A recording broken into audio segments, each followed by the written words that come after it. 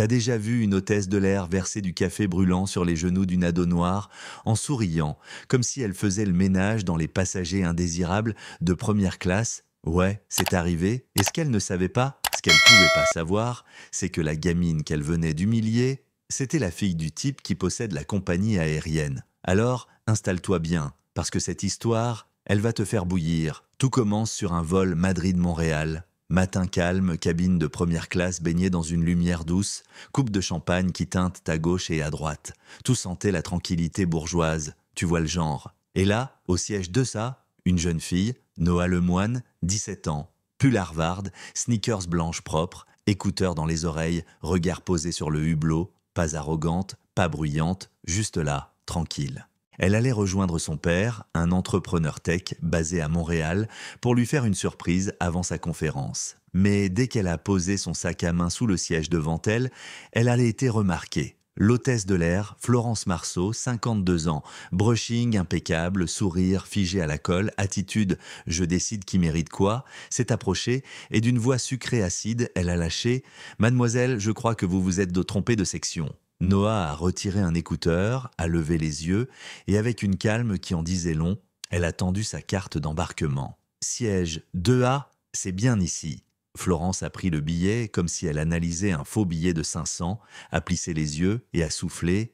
Et comment avez-vous obtenu cette place exactement? Noah a souri. Pas moqueuse, pas nerveuse, juste cette politesse glacée qu'on apprend à maîtriser quand t'as grandi avec les regards douteux dans les boutiques de luxe. Je l'ai réservé. Florence a rendu le billet sans un mot et a tourné les talons, mais pas sans glisser une dernière flèche.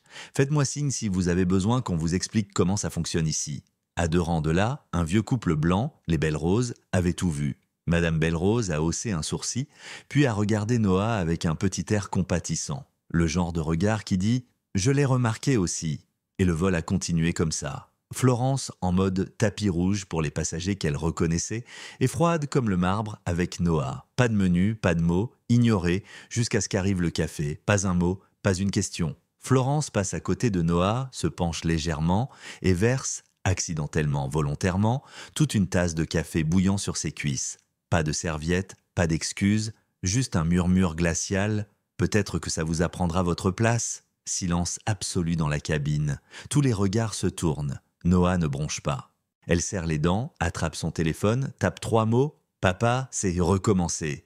Et là, il faut que je t'explique quelque chose. 6 mois plus tôt, après un incident raciste dans un autre vol, le père de Noah, Malik Lemoine, fondateur de la start-up Greenlux, devenu milliardaire, avait discrètement racheté Air Nordica, la compagnie aérienne du vol. Depuis, il bossait en coulisses à réformer la culture de l'entreprise. Lentement, stratégiquement, mais ce jour-là, c'est devenu personnel. Noah ne pleure pas, ne crie pas. Elle fait ce que son père lui a appris.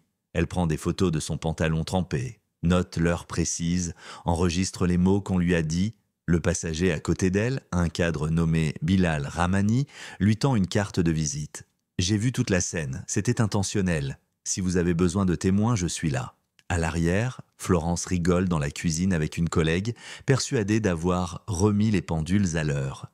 Sauf que sa collègue, Élise, la regarde, bouche entr'ouverte. Et sans dire un mot, elle appuie discrètement sur l'interphone de la direction de vol. Quand l'avion atterrit à Montréal, 3 cadres d'Air Nordica attendaient à la passerelle. La directrice du service client, un avocat de la boîte et un homme en costume gris clair, téléphone à la main, regard noir. Malik, Lemoine.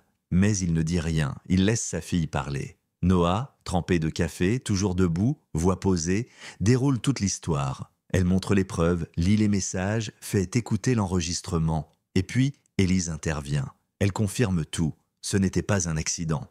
La salle devient glaciale. Florence, elle, essaie de se défendre. « Je suis fatiguée. Le service est étendu. Je n'ai jamais eu de plainte. » Mais plus elle parle, plus elle s'enfonce. Elle croyait parler à des chefs de cabine.